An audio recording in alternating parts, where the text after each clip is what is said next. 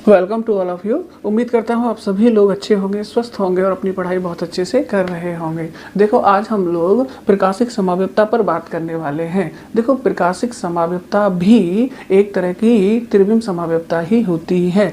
चूंकि ये त्रिविम समाव्यवता है तो फिर इनके लिए भी मॉलिक्यूलर फार्मूला और स्ट्रक्चरल फार्मूला तो क्या होंगे, सेम ही होंगे। तो फिर इनमें डिफरेंट क्या होगा? इनमें डिफरेंट होगा समतल ध्रुवित प्रकाश के तल को घुमाने की दिशा में। अगर एक प्रकाशिक समावयव भी समतल ध्रुवित प्रकाश के तल को क्लॉकवाइज घुमा रहा होगा तो फिर उसका दूसरा प्रकाशिक समावयव भी जो होगा वो समतल ध्रुवित प्रकाश के तल को एंटी क्लॉकवाइज घुमा रहा होगा। ठीक है, तो ऑप्टिकल आइसोमेरिज्म को जानने के लिए पहले हमें समतल ध्रुवित प्रकाश को समझना होगा, उसके बाद उसके रोटेशन को देखना होगा कि रोटेशन किस तरह से होता है, और उसके बाद फिर हमें ये देखना होगा कि मॉलिक्यूल में ऐसी कौन सी खास बात होती है जिसकी वजह से वो ऑप्टिकल रोटेशन करने लग जाता है, यानी समतल ध्रुवित प्रकाश के तल को घुमाने लग जाता है। तो ऐसी बहुत सारी बातों पर हम लोग यहाँ डिस्कस करने वाले हैं। लेकिन आप ध्यान रखें कि ऑप्टिकल आइसोमर जो होते हैं वो भी स्टीरियो आइसोमर ही होते हैं।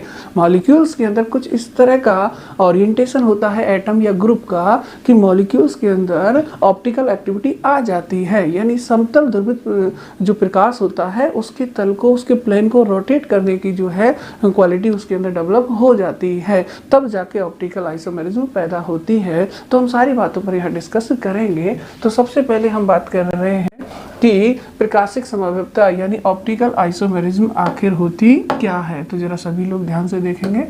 देखो, हम बात कर रहे हैं ऑप्टिकल आइसोमेरिज्म की यानी प्रकाशिक समाव्यवता की। तो ऑप्टिकल आइसोमेरिज्म यानी इसे हम कहेंगे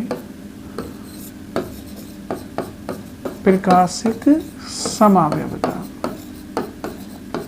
अब बताओ ये कौन सी आइसोमेरिज्म है, संरचनात्मक है या स्टीरियो है? तो आपको पता है कि ये एक स्टीरियो आइसोमेरिज्म है, यानी त्रिविम समाव्यवता है। और अगर त्रिविम समाव्यवता होती है तो मॉलिक्यूलर फार्मूला और स्ट्रक्चरल फार्मूला दोनों ही क्या होते हैं, सेम होते हैं। तो प्रकाशिक समावयवियों के अणु सूत्र और संरचना सूत्र तो क्या होंगे, सेम होंगे, समान होंगे। तो फिर अंतर क्या होगा? अंतर होगा PPL, जिसे कहते हैं प्लेन पोलराइज्ड लाइट। क्या बोलते हैं? प्लेन पोलराइज्ड लाइट, यानी हम कहें समतल ध्रुवित प्रकाश, समतल ध्रुवित प्रकाश। तो अंतर क्या होगा? अंतर होगा PPL के रोटेशन में, यानी समतल ध्रुवित प्रकाश के तल के रोटेशन में। रोटेशन में कैसे? अगर एक आइसोमर ऐसे क्लॉकवाइज घुमा रहा होगा तो दूसरा आइसोमर जो होगा उसी समतल ध्रुवित प्रकाश को एंटी क्लॉकवाइज घुमा रहा होगा। बेसिकली यही एक बड़ा अंतर होता है दो प्रकाशिक समावयवियों के बीच कि वो समतल ध्रुवित प्रकाश के तल को घुमाने की दिशा में भिन्नता रखते हैं। अब यहाँ पर कुछ एक सवाल होते हैं। सवाल कैसे होते हैं? पहला तो यही होता है कि ये PPL क्या है भाई, ठीक है। दूसरा ये होता है कि मॉलिक्यूल्स के अंदर ऐसा क्या होता है कि वो समतल ध्रुवित प्रकाश के तल को घुमाने लग जाता है, यानी उसके अंदर ऑप्टिकल एक्टिविटी आ जाती है। तो ऑप्टिकल एक्टिविटी के पीछे क्या कारण हो सकता है, ठीक। और जब ऑप्टिकल एक्टिविटी आती है तो वो समतल ध्रुवित प्रकाश के तल को घुमाता है, तो जो क्लॉकवाइज घुमा रहा होगा और जो एंटी क्लॉकवाइज घुमा रहा होगा उनको हम क्या नाम देंगे, उनके बीच में रिलेशन क्या होगा, ये सारे सवाल हमारे दिमाग में होंगे। तो बारी बारी से हम सारी चीज़ों को डिस्कस करेंगे कि आखिर PPL क्या है ना, और ऑप्टिकल एक्टिविटी कैसे अराइज होती है, और ऑप्टिकल एक्टिविटी आने के बाद क्लॉकवाइज रोटेशन होता है या एंटी क्लॉकवाइज। क्लॉकवाइज रोटेशन होगा तो उस आइसोमर को क्या नाम देंगे, एंटी क्लॉकवाइज रोटेशन होगा तो उस आइसोमर को हम लोग क्या नाम देंगे। इन सारी बातों पर हम लोग डिस्कस करने वाले हैं, ठीक है। तो जरा देखें हमारे क्लास नोट्स में क्या है। देखो, वे यौगिक जिनके अणु सूत्र तथा संरचना सूत्र तो समान हो, बिल्कुल सही बात है, परंतु समतल ध्रुवित प्रकाश के तल को घुमाने की दिशा में भिन्नता रखते हैं, प्रकाशिक समावयवी कहलाते हैं। यानी अगर आपसे कोई डेफिनेशन पूछे कि ऑप्टिकल आइसोमर क्या होते हैं, तो आप क्या कह सकते हैं कि वे यौगिक जिनके अणुसूत्र व संरचना सूत्र तो समान हो, परंतु समतल ध्रुवित प्रकाश के तल को घुमाने की दिशा में भिन्नता रखते हो, प्रकाशिक समावयवी कहलाते हैं। यानी कि उनको उनका पीपीएल को घुमाने का जो डायरेक्शन होता है वो डिफरेंट होता है। ध्यान रखेंगे आप लोग इस बात को। प्रकाशिक समावयवियों में अणु में उपस्थित परमाणु या समूह का त्रिविमीय अभिविन्यास भिन्न भिन्न होता है। वो तो स्टीरियो आइसोमर में होता ही है, 3D अरेंजमेंट ही तो अलग होता है, 3D ओरिएंटेशन ही तो अलग होता है, जिससे ये समतल ध्रुवित प्रकाश के तल को घुमाने की दिशा में भिन्नता रखते हैं। यानी कि जो प्रकाशिक समावयवी होते हैं उनमें जो ग्रुप या एटम लगे हुए होते हैं मॉलिक्यूल्स के अंदर, उनका स्पेशियल अरेंजमेंट डिफरेंट होता है। उस वजह से उनके अंदर ऑप्टिकल एक्टिविटी आती है और वो समतल ध्रुवित प्रकाश के तल को घुमाने लग जाते हैं। ध्यान रखेंगे। अब देखो जरा यहाँ एक चीज़ ध्यान देना कि अगर ऑप्टिकल एक्टिविटी आती है यानी प्रकाशिक समावयवता आती है, तो प्रकाशिक समावयवी क्या करेगा? प्रकाशिक समावयवी समतल ध्रुवित प्रकाश के तल को घुमाएगा। अगर वो घुमाएगा तो उसके पास दो ऑप्शन होंगे। एक ऑप्शन तो ये है कि वो इस तरह से क्लॉकवाइज रोटेशन कर दे, सही है, क्लॉकवाइज। दूसरा ऑप्शन ये है कि वो क्लॉकवाइज ना करके समतल ध्रुवित प्रकाश के तल को एंटी क्लॉकवाइज घुमा दे। ठीक है। अगर क्लॉकवाइज घुमाता है तो इसे दक्षिणावर्त घूर्णन बोलते हैं। क्या बोलते हैं? दक्षिणावर्त घूर्णन। और अगर एंटी क्लॉकवाइज घुमाता है तो उसे हम वामावर्त घूर्णन बोलते हैं। ठीक है। जो समावयवी क्लॉकवाइज रोटेशन करता होगा यानी दक्षिणावर्त घूर्णन करता होगा, उस समावयवी को हम डेक्स्ट्रो रोटेटरी बोलते हैं। क्या बोलते हैं? डेक्स्ट्रो रोटेटरी बोलते हैं। और जो वामावर्त घूर्णन करता होगा उसको हम लोग लीवो रोटेटरी बोलते हैं। ठीक है। और हिंदी में आप दक्षिण ध्रुवण घूर्णक भी बोल सकते हो, डेक्स्ट्रो रोटेटरी या दक्षिण ध्रुवण घूर्णक, दक्षिण ध्रुवण घूर्णक। ठीक है। और लीवो रोटेटरी का आप बोल सकते हो वाम ध्रुवण घूर्णक। ठीक है। कभी कभी इनको शॉर्ट में भी लिख दिया जाता है, और जब शॉर्ट में लिखते हैं तो हम इसे स्मॉल डी से लिखते हैं या छोटे कोष्ठक के अंदर प्लस साइन बनाकर भी इंडिकेट करते हैं। ऐसे ही लीवो रोटेटरी जो होता है उसे स्मॉल एल से या छोटे कोष्ठक में माइनस लगाकर भी इंडिकेट करते हैं।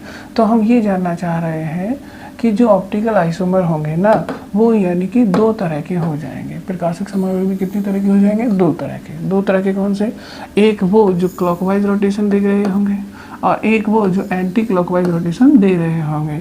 जो क्लॉकवाइज दे रहे होंगे उनको आप डेक्स्ट्रो रोटेटरी बोलेंगे, दक्षिण ध्रुवण घूर्णक बोलेंगे, और जो एंटी क्लॉकवाइज रोटेशन कर रहे होंगे उनको आप लीवो रोटेटरी यानी वाम ध्रुवण घूर्णक बोलेंगे।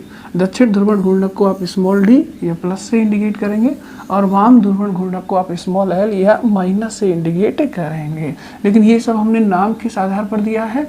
ये सब हमने नाम दिया है पीपीएल के रोटेशन के आधार पर, है ना, कि ये पीपीएल का रोटेशन किस तरह से करते हैं। ध्यान रखेंगे हम लोग इस बात को। चलिए थोड़ा सा आगे चलते हैं। वह प्रकाशिक समावयवी जो समतल ध्रुवित प्रकाश के तल को दाईं तरफ घुमाता है। ठीक है। कहाँ घुमाता है? दाईं तरफ घुमाता है। दक्षिण ध्रुवण घूर्णक यानी डेक्स्ट्रो रोटेटरी कहलाता है या डी रूप कहलाता है। जबकि वह समावयवी जो समतल ध्रुवित प्रकाश के तल को बाईं तरफ घुमाता है, वाम ध्रुवण घूर्णक लीवो रोटेटरी या स्मॉल एल रूप कहलाता है। अब देखो हमें ये तो पता चल गया कि जो ऑप्टिकल आइसोमर होंगे वो क्या करने वाले हैं? वो समतल ध्रुवित प्रकाश के तल को घुमाने वाले हैं, या तो दाईं तरफ या बाईं तरफ। अब हमारा पहला काम होता है कि हम सबसे पहले ये जानें कि ये समतल ध्रुवित प्रकाश होता क्या है। तो देखो मैं आपको एक नॉर्मल सी बात बताता हूँ। नॉर्मल सी बात क्या है कि आपने कमरे के अंदर बल्ब को जलते हुए देखा होगा, और देखते हैं तो आपने देखा होगा कि जैसे ही आप स्विच ऑन करते हैं बल्ब जलता है और बल्ब का प्रकाश जो है वो पूरे कमरे में चारों दिशाओं में या सभी दिशाओं में फैल जाता है, ठीक है। लेकिन आपने मोटरसाइकिल या किसी गाड़ी की हेडलाइट को जलते हुए भी देखा होगा, जैसे ही उसको ऑन किया जाता है उसका प्रकाश सभी दिशाओं में नहीं फैलता, बल्कि वो एक स्ट्रेट जो है सीधी रेखा में बहुत दूरी तक आगे जाता है कि नहीं जाता। यानी दोनों की लाइट में अंतर है। जो बल्ब से निकलने वाला प्रकाश है वो साधारण प्रकाश होता है और वो सभी दिशाओं में गमन करता है, उसमें जो कंपन वाइब्रेशंस जो होते हैं वो सभी दिशाओं में होते हैं।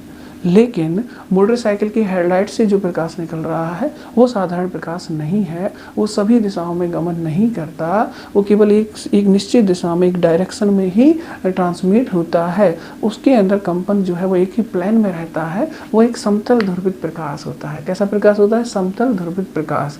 तो जो बल्ब से निकलने वाला प्रकाश है वो सभी दिशाओं में बिखर जाएगा, साधारण प्रकाश होगा, ठीक। लेकिन जो मोटरसाइकिल की हेडलाइट का जो प्रकाश होगा वो साधारण प्रकाश नहीं होगा, क्योंकि वो बिखरता नहीं है बल्कि वो लंबी दूरी तक आगे जाता है, ठीक। तो ये मैंने एक नॉर्मल सा आपको आइडिया दिया कि लाइट के अंदर अंतर क्या हो सकता है, ठीक है।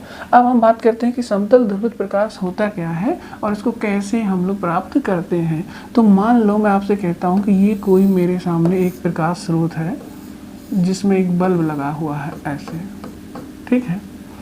इससे जो प्रकाश निकलेगा ना वो साधारण प्रकाश होगा, और साधारण प्रकाश में जो वाइब्रेशन होता है वो सभी तलों में या सभी दिशाओं में होता है, वो सभी दिशाओं के अंदर गमन करता है, ठीक। तो ये जो लाइट है ना ये साधारण लाइट है, साधारण प्रकाश, ठीक है, सिंपल लाइट है जो बल्ब से निकलती है। लेकिन अगर इसी लाइट को मैं एक प्रिज्म से होकर गुजारूं जिसे निकोल प्रिज्म बोलते हैं, क्या बोलते हैं? Nicol prism. जब मैं इस लाइट को इस प्रिज्म से निकालता हूं तो मैं क्या देखता हूं?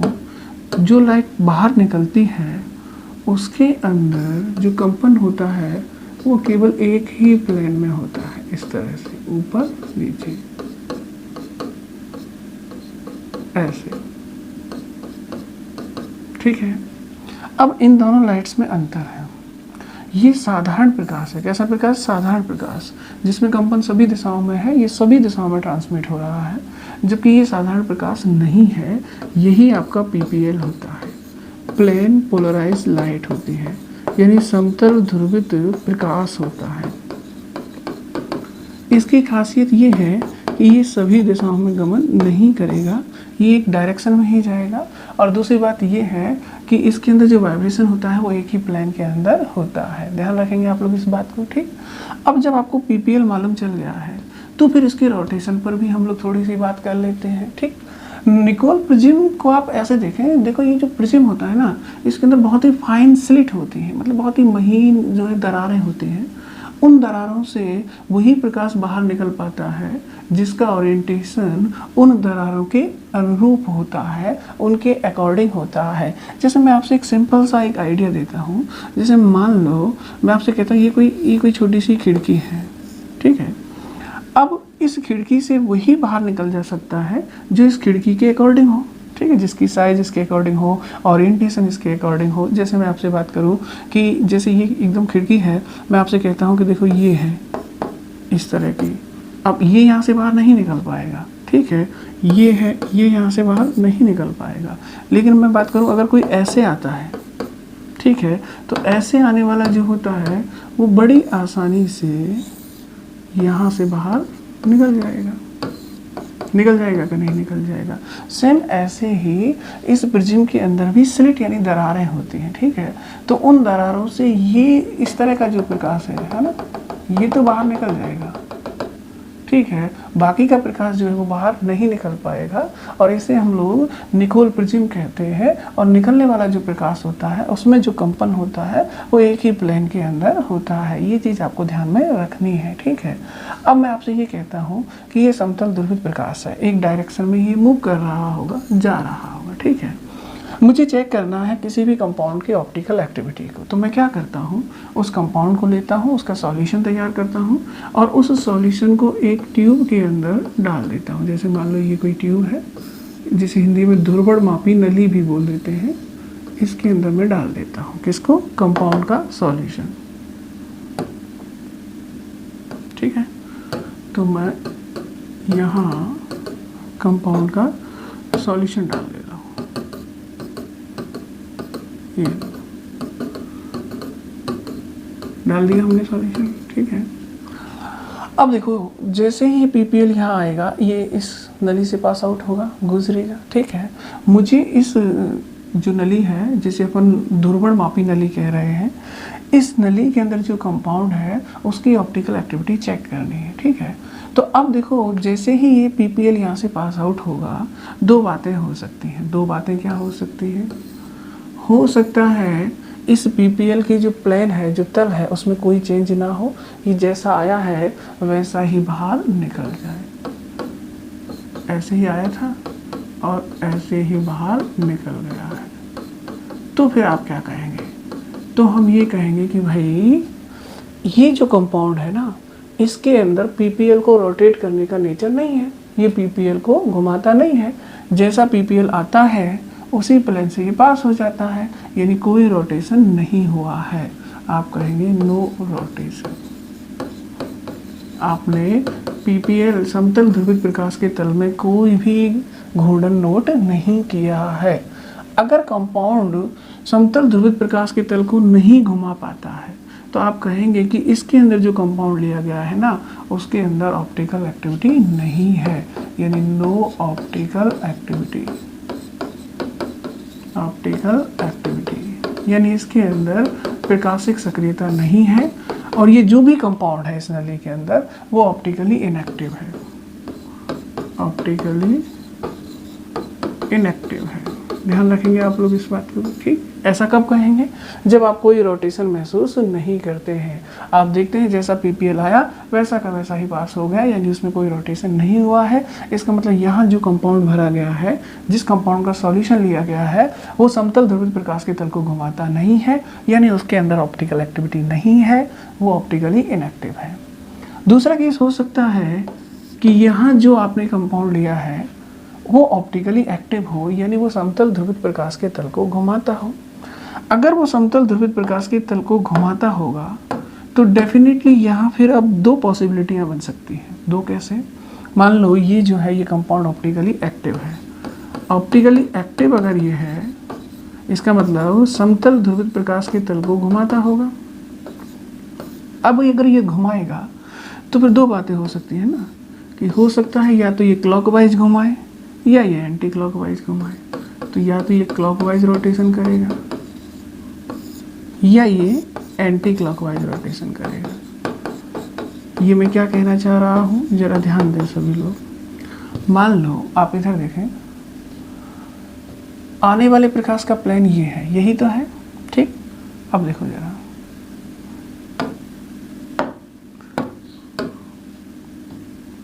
देखो जो प्रकाश आ रहा है वो इस प्लेन में ऐसे है, डॉट डॉट करके बना रहा हूँ, सही है। और मान लो जो प्रकाश यहाँ से बाहर निकलेगा, यहाँ से बाहर निकलेगा, वो जो है ऐसे ना होकर ऐसे है। तो अब आप क्या कहेंगे? अब आप यही कहेंगे ना कि भाई आने वाला प्रकाश ऐसे था और जाने वाला ऐसे है। इसका मतलब ये प्रकाश जब निकला है तो यहाँ से यहाँ की तरफ रोटेट हो गया है, इस तरह से रोटेट हो गया है। हो गया कि नहीं हो गया? अब ये रोटेशन क्लॉकवाइज है या एंटी क्लॉकवाइज? क्लॉकवाइज है। ठीक है, इसलिए मैंने कहा कि दो बातें हो सकती हैं। या तो रोटेशन क्लॉकवाइज हो सकता है, क्लॉकवाइज होगा तो यहाँ से वो घूम करके ऐसे चला जाएगा, है ना, उसके तल इस तरह से घुमाव दिखाएगा। ठीक, या फिर हो सकता है कि रोटेशन एंटी क्लॉकवाइज हो। एंटी क्लॉकवाइज होने से मतलब क्या है कि मान लो ये आने वाले प्रकाश का प्लेन है, ठीक है, और जो निकलने वाला जो प्रकाश है वो कुछ इस तरह से आपको घुमा हुआ दिखाई दे। तो अब आप क्या कहेंगे कि भाई ये भी रोटेट हुआ है मगर अब इधर हुआ है कि नहीं हुआ? तो ये एंटी क्लॉकवाइज रोटेशन, और ये कैसा है? क्लॉकवाइज होता है। तो दो बातें हो सकती हैं ना यहाँ पर। दो बातें क्या हो सकती हैं? दो बातें ये हो सकती हैं कि जब समतल ध्रुवित प्रकाश यहाँ आता होगा, यहाँ से पास आउट होता होगा, तो एक बात तो ये हो सकती है कि उसके अंदर कोई रोटेशन ही आपको दिखाई ना दे, ऑप्टिकली इनएक्टिव हो, जैसा आया प्रकाश वैसा ही निकल जाए। दूसरी बात ये हो सकती है कि ऑप्टिकली एक्टिविटी हो, यानी आपको रोटेशन दिखाई दे। और अगर आपको समतल ध्रुवित प्रकाश के तल में, इस प्लेन में रोटेशन दिखाई देता है तो फिर वो दो तरह से दिखाई दे सकता है ना, या तो वो क्लॉकवाइज रोटेशन दिखाई दे आपको ऐसे, यहाँ से ऐसे घूम गया, या फिर वो एंटी क्लॉकवाइज आपको दिखाई दे, यहाँ से ऐसे घूम जाए। ठीक, अगर क्लॉकवाइज रोटेशन होता है, ठीक है, तो उस कंपाउंड को आप क्या बोलोगे? दक्षिण ध्रुवण घूर्णक बोलोगे। बोलोगे कि नहीं बोलोगे कि भाई ये दक्षिण ध्रुवण घूर्णक है, क्योंकि ये समतल ध्रुवित प्रकाश के तल को दाईं तरफ घुमा रहा है। ठीक, और अगर एंटी क्लॉकवाइज रोटेशन कर रहा होगा वो कंपाउंड, तो उसे आप वाम ध्रुवण घूर्णक बोलोगे। क्या बोलोगे? वाम ध्रुवण घूर्णक, कि भाई ये समतल ध्रुवित प्रकाश के तल को वामावर्त घुमा रहा है। ठीक है, अंग्रेजी में से बोलोगे आप लोग लेवो रोटेटरी, और इसे बोलोगे आप डेक्स्ट्रो रोटेटरी। शॉर्ट में इसे बोलोगे आप स्मॉल डी, या प्लस साइन से इंडिकेट करोगे, और इसे स्मॉल एल या माइनस साइन से इंडिकेट करोगे। ध्यान रखोगे। अब देखो बात को जरा ध्यान से समझ लें, क्योंकि ऑप्टिकल एक्टिविटी का पूरा कंसेप्ट यहीं से जनरेट होगा। यहीं से जनरेट कैसे होगा? देखो मैंने यहाँ पूरा एपरेटस आपको बनाया हुआ है, तो आप उसे थोड़ा ठीक ढंग से देख लें भाई, है ना। देखो मैंने कहा कि सबसे पहले हमारे पास एक प्रकाश स्रोत है जिसे हम लोग साधारण प्रकाश स्रोत कहते हैं, और यहाँ से जो प्रकाश निकलता है उसका वाइब्रेशन कंपन जो है वो सभी तलों में होता है, और वो एक साधारण प्रकाश होता है। लेकिन साधारण प्रकाश को जब हम निकोल प्रिज्म से गुजारते हैं तो जो निकलने वाला प्रकाश होता है उसका कंपन एक ही तल में होता है, और वो समतल ध्रुवित प्रकाश कहलाता है। ये निकोल प्रिज्म में कुछ फाइन स्प्लिट या दरारें होती हैं, उनको आप ऐसे मान लें कि इस दरार से वही निकल पाएगा जिसका ओरिएंटेशन इसके अकॉर्डिंग होगा। तो ये जो है ये तो आसानी से निकल जाएगा यहाँ, बाकी की जो है ये इनको ये दरार रोक लेगी, इनको निकलने नहीं देगी। ठीक है, तो ऐसे ही मैंने माना कि यहाँ से इस तरह के जो वाइब्रेशन वाला लाइट है वो पास आउट हो गई, और पास हो गई तो पीपीएल आपको प्राप्त हो गया। अब अगर हमें किसी कंपाउंड की ऑप्टिकल एक्टिविटी चेक करनी है तो हम उस कंपाउंड का सॉल्यूशन बनाते हैं, और उस सॉल्यूशन को इस नली के अंदर रखते हैं, और इस नली को हम लोग ध्रुवण मापी नली बोल सकते हैं। ठीक है, और इस पूरे एपरेटस को जो आपने बनाया हुआ है, इस पूरे एपरेटस को हम लोग ध्रुवण मापी बोलते हैं। क्या बोलते हैं? ध्रुवण मापी, पोलरीमीटर बोला जाता है। ठीक है, और पोलरीमीटर यानी ध्रुवण मापी में जो ट्यूब इस्तेमाल की है उसे ध्रुवण मापी नली बोल देते हैं। तो ये लाइट यहाँ से पास हो गई। पास होगी तो दो बातें हैं कि या तो इसमें रोटेशन हो ही ना, अगर इसमें रोटेशन नहीं हुआ तो ये ऐसे कैसे ही निकल जाएगी। रोटेशन नहीं हुआ तो इसका मतलब यहाँ जो कंपाउंड है उसके अंदर ऑप्टिकल एक्टिविटी नहीं है, वो समतल ध्रुवित प्रकाश के तल को घुमाता नहीं है। इसका मतलब वो ऑप्टिकली कैसा है? इनएक्टिव है, प्रकाशिक रूप से कैसा है? निष्क्रिय है। या फिर हो सकता है कि यहाँ जो कंपाउंड लिया गया है वो ऑप्टिकल रोटेशन शो करे और समतल ध्रुवित प्रकाश के तल को घुमाने लग जाए। अगर वो घुमाता होगा तो फिर दो बातें हो जाएंगी, या तो क्लॉकवाइज रोटेशन होगा या एंटी क्लॉकवाइज। क्लॉकवाइज होगा तो ऐसे दिखाई देगा, ऐसे रोटेशन होगा, और ऐसे होगा तो उसे दक्षिण ध्रुवण घूर्णक कहेंगे, डी रूप कहेंगे, स्मॉल वाला डी। और एंटी क्लॉकवाइज होगा तो ऐसे होगा तो उसे वाम ध्रुवण घूर्णक कहेंगे, या स्मॉल एल कहेंगे, या माइनस कहेंगे। ध्यान रखोगे इस बात को। तो ये होता है ऑप्टिकल रोटेशन का मतलब, कुछ कंपाउंड ऑप्टिकल रोटेशन शो कर देंगे और कुछ कंपाउंड ऑप्टिकल रोटेशन शो नहीं कर पाएंगे। ध्यान रखोगे इस बात को। चलिए आगे चलते हैं। देखो, समतल ध्रुवित प्रकाश के तल का घूर्णन साधारण प्रकाश में सभी दिशाओं में कंपन होता है। अब ये भी बात की हमने कि साधारण प्रकाश किस तरह का होता है? इस तरह का। सभी दिशाओं में क्या होता है? कंपन होता है। ठीक है, परंतु निकोल प्रिज्म से गुजरने के बाद इसमें कंपन केवल एक ही तल में होने लगता है। इसे समतल ध्रुवित प्रकाश कहते हैं। तो समतल ध्रुवित प्रकाश का मतलब क्या है? इस तरह का लाइट, है ना, इस तरह का ही तो होगा। मगर ये लाइट आपको कब प्राप्त होगी?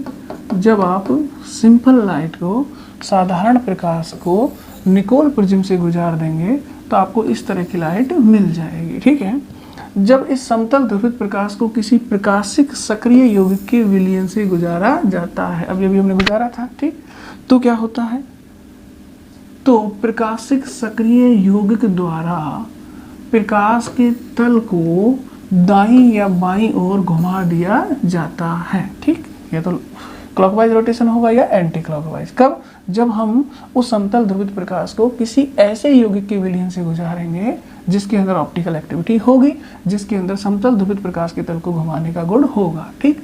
समतल ध्रुवित प्रकाश का तल जिस कोण से घूमता है उसे घूर्णन कोण कहते हैं। तो देखो एक बात ध्यान देना, अभी अभी हमने थोड़ी देर पहले एक डायग्राम बनाया था, उसमें हमने देखा था, यहाँ देखें कि भाई ये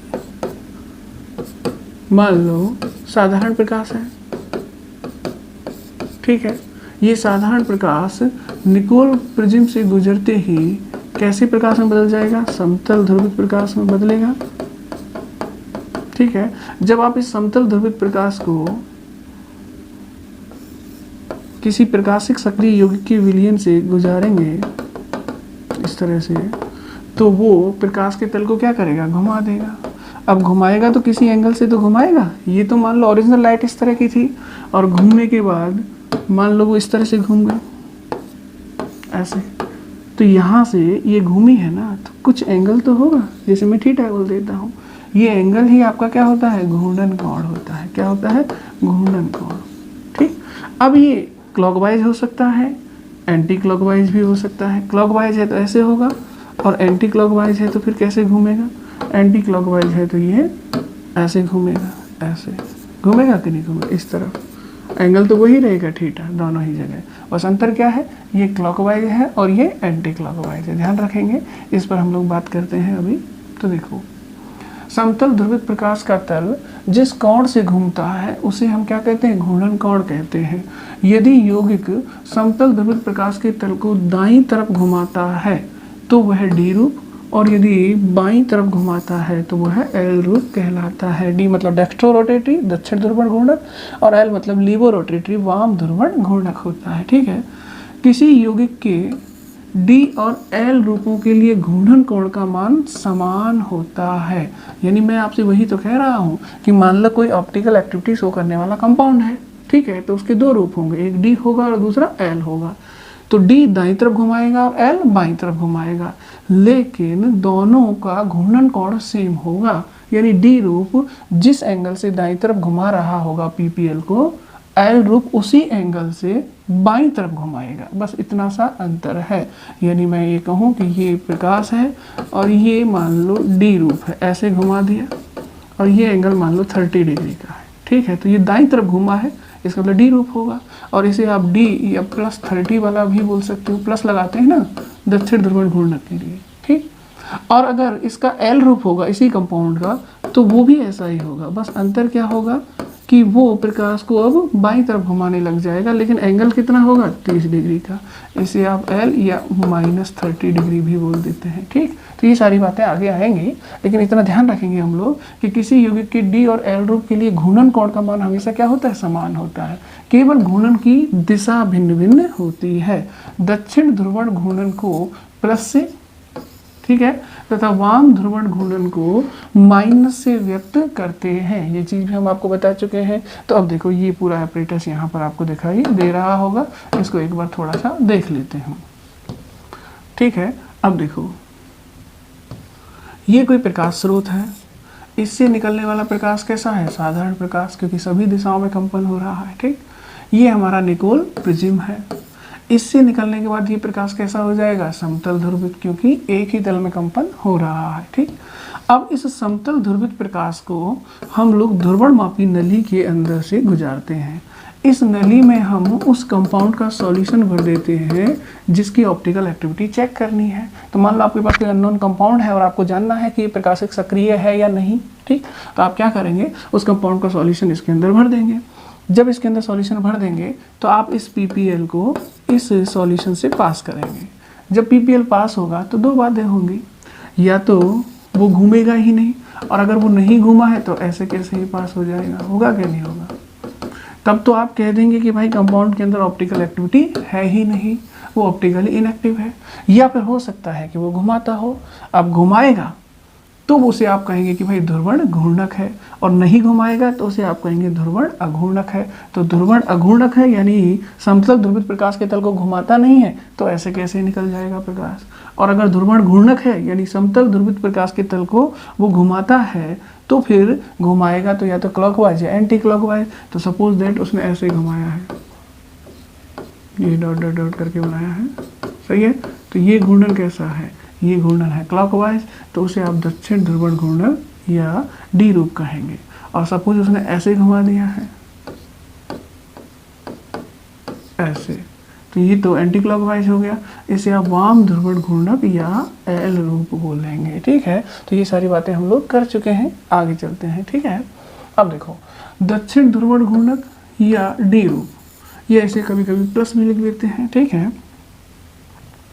वाम ध्रुवण घूर्णक या स्मॉल एल रूप, या इसे माइनस से भी लिख देते हैं। अब मुझे एक बात बताइए, अगर मैंने लिखा कि किसी ऑप्टिकली एक्टिव कंपाउंड का घूर्णन कोण +30 डिग्री है, तो इससे आप क्या मतलब निकालेंगे। प्लस लगा है इसका मतलब डेक्स्ट्रो रोटेटरी है, यानी घूर्णन कैसे हुआ है, घूर्णन दक्षिण ध्रुवण घूर्णन हुआ है कि नहीं हुआ, दक्षिण ध्रुवण घूर्णन हुआ है, यानी क्लॉकवाइज हुआ है कि नहीं हुआ।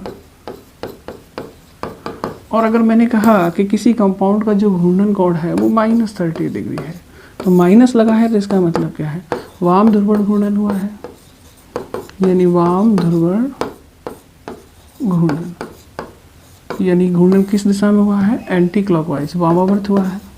तो प्लस माइनस का मतलब आप लोग समझ सकते हैं कि क्या मतलब होगा प्लस माइनस का। प्लस लगा है तो दक्षिण ध्रुवण घूर्णक है, कंपाउंड डी रूप कहलाएगा, सही है। और अगर माइनस लगा है तो वाम ध्रुवण घूर्णन है, वामावर्त घूर्णन हुआ है, और कंपाउंड जो है स्मॉल एल रूप कहलाएगा। ये चीज़ आपको ध्यान रखनी है, ठीक है। अब देखो घूर्णन कोण अल्फा का मान सामान्यतः निम्न बातों पर निर्भर करता है। अब ये जो घूर्णन कोण होता है ना, उसकी अल्फा की न्यूमेरिकल वैल्यू है ना, वो कई सारी चीज़ों पर डिपेंड करती है। जैसे यौगिक की प्रकृति क्या है, क्योंकि हर ऑप्टिकल एक्टिव कंपाउंड के लिए घूर्णन कोण का मान अलग अलग होता है, तो ऑब्वियसली वो नेचर से रिलेटेड होगा, ठीक है। जैसे ही कंपाउंड बदलोगे नेचर बदलेगा कंपाउंड का, तो घूर्णन कोण की न्यूमेरिकल वैल्यू भी बदल जाती है। दूसरा टेम्परेचर पर, जिस समय आप घूर्णन कोण को मेजर कर रहे हैं, वो जो अभी मैंने ध्रुवण मापी बताया था ना, उससे आप घूर्णन कोण को देखते हैं कि भाई घूमता है नहीं घूमता, कितना घूमता है, तो उस समय एक्सपेरिमेंट का टेम्परेचर क्या है, उस पर भी घूर्णन कोण का मान डिपेंड करता है ना। अगर टेम्परेचर को आप चेंज करते हैं तो घूर्णन कोण में भी आपको चेंजिंग नज़र आता है। तीसरा है विलयन की सांद्रता पर। देखो आपने जो ध्रुवण मापी नली ली थी, ये थी, इसके अंदर आपने ऑप्टिकल एक्टिव पदार्थ का विलयन भरा हुआ था, ठीक है। अब इस विलयन के अंदर इसकी कुछ कॉन्सेंट्रेशन तो होगी, कुछ सांद्रता तो होगी। अगर आप इस कॉन्सेंट्रेशन को चेंज करते हैं तो भी घूर्णन कोण का मान चेंज होता है, यानी घूर्णन कोण ऑब्वियसली इस विलयन की सांद्रता पर भी निर्भर करता है। तीसरा है प्रयुक्त प्रकाश की तरंग दैर्ध्य पर। आपने जो लाइट इस्तेमाल की है उसकी कुछ ना कुछ तो तरंग दैर्ध्य होगी, लैम्बडा होगी, और उस लैम्बडा को चेंज करने पर भी घूर्णन कोण के मान में चेंज होता है, इसलिए तरंग दैर्ध्य पर भी ये डिपेंड करता है। और जो है इसमें प्रकाश द्वारा विलयन में तय की गई दूरी पर। तो देखो भाई प्रकाश विलयन में कितनी दूरी तय करेगा, यही तो है विलयन इसी नली के अंदर, तो जितनी इस नली की लंबाई होगी उतनी ही दूरी तो प्रकाश इस विलयन के अंदर तय करेगा। प्रकाश घूमता घूमता आ रहा है, प्रकाश यहाँ से इंटर करेगा, यहाँ से बाहर निकल जाएगा, तो ये जो जितनी भी डिस्टेंस है उतनी ही डिस्टेंस प्रकाश विलयन में चलेगा, ठीक। तो घूर्णन कोण का मान इस डिस्टेंस पर भी डिपेंड करता है कि अगर ये डिस्टेंस कम है या ज़्यादा है, यानी आप डिस्टेंस को चेंज करते हैं इस वाली डिस्टेंस को, तो भी घूर्णन कोण का मान बदल जाया करता है। तो ये चीज़ भी आपको थोड़ा सा बोर्ड पॉइंट ऑफ व्यू से ध्यान रखनी है कि घूर्णन कोण का मान किन किन बातों पर निर्भर करता है। तो हम लोग एक बार रिपीट कर देते हैं, कौन कौन सी बातें हैं बताओ। सबसे पहला यौगिक की प्रकृति पर, दूसरा टेम्परेचर पर, तीसरा विलयन की सांद्रता पर, चौथा प्रयुक्त प्रकाश की तरंग दैर्ध्य पर, और पांचवा प्रकाश द्वारा विलयन में तय की गई दूरी पर। ध्यान रखोगे। अब देखो एक चीज़ ध्यान देना, हम क्या करते हैं, हमें मालूम है कि ये मान लो आने वाला प्रकाश है, ठीक, और ये मान लो जाने वाला प्रकाश है, तो रोटेशन हो गया। किसी एंगल से हुआ थीटा, उस थीटा एंगल को हम लोग क्या कहते हैं, उसको हम लोग घूर्णन कोण कहते हैं। क्या कहते हैं, घूर्णन कोण। और हमें पता है कि ये कई सारी बातों पर डिपेंड करता है कि नहीं करता। इस घूर्णन कोण से ही रिलेटेड एक टर्म होती है जिसे हम लोग स्पेसिफिक रोटेशन बोलते हैं या विशिष्ट घूर्णन बोलते हैं। तो कई बार एग्जाम में विशिष्ट घूर्णन के बारे में पूछ लिया जाता है कि भाई विशिष्ट घूर्णन क्या है। तो सबसे पहली बात तो ये है कि विशिष्ट घूर्णन को हम लोग अल्फा से, इसको भी नॉर्मली हम लोग अल्फा या थीटा से लिख देते हैं, बट उस अल्फा को हम लोग बड़े कोष्टक में बंद करते हैं। ठीक, यहाँ हम जो प्रकाश आपने इस्तेमाल किया उसकी तरंग दैर्ध्य के लिए लैम्बडा लिखते हैं और यहाँ एक्सपेरिमेंट का टेम्परेचर लिखते हैं। ठीक है, तो विशिष्ट घूर्णन को हम लिखते इस तरह से हैं, अल्फा, लैम्बडा और टी डिग्री सेल्सियस। इसका मतलब ये है कि हम विशिष्ट घूर्णन को मेजर करते समय लैम्बडा को और टेम्परेचर को दोनों को ही हम लोग कांस्टेंट रखते हैं। यानी विशिष्ट घूर्णन जब हम मेजर करते हैं तो प्रकाश की तरंग दैर्ध्य और ताप जो होता है वो निश्चित रखा जाता है, कांस्टेंट रखा जाता है। ठीक है, उसके बाद हम क्या करते हैं, विशिष्ट घूर्णन के लिए कुछ कंडीशन होती हैं। कंडीशन क्या होती है, पहली कंडीशन तो ये है कि जो आप ट्यूब इस्तेमाल कर रहे हो, ये वाली ट्यूब, ठीक है, इस ट्यूब के अंदर आप सॉल्यूशन भरोगे और जब आप पीपीएल को इससे पास करोगे तो पीपीएल विलियन में कितनी दूरी तय करेगा, जितनी इस ट्यूब की लेंथ होगी उतनी ही दूरी तो तय करेगा। ये जो लेंथ है ना, जिसको आप एल बोल दें या डी बोल दें, इसको हम 1 डेसीमीटर फिक्स रखते हैं, तब हम स्पेसिफिक रोटेशन जो है मेजर करते हैं। उसके साथ साथ हम एक और चीज़ फिक्स करते हैं और वो क्या है, वो ये है कि यहाँ जो आपने सॉल्यूशन लिया है इसकी कुछ कॉन्सेंट्रेशन होगी कि नहीं होगी, उस कॉन्सेंट्रेशन को भी फिक्स रखते हैं और वो 1 ग्राम पर ml लेते हैं। ठीक है, तो ये कंडीशनें आपको ध्यान रखनी है, तब जाके स्पेसिफिक रोटेशन या विशिष्ट घूर्णन को मेजर किया जाता है। क्या क्या कंडीशन है, निश्चित ताप और निश्चित तरंग दैर्ध्य के लिए बात करेंगे, और जो इस ट्यूब है इसकी जो लेंथ है वो 1 डेसीमीटर रखेंगे और जो सॉल्यूशन है उसकी कॉन्सेंट्रेशन 1 ग्राम पर ml रखेंगे।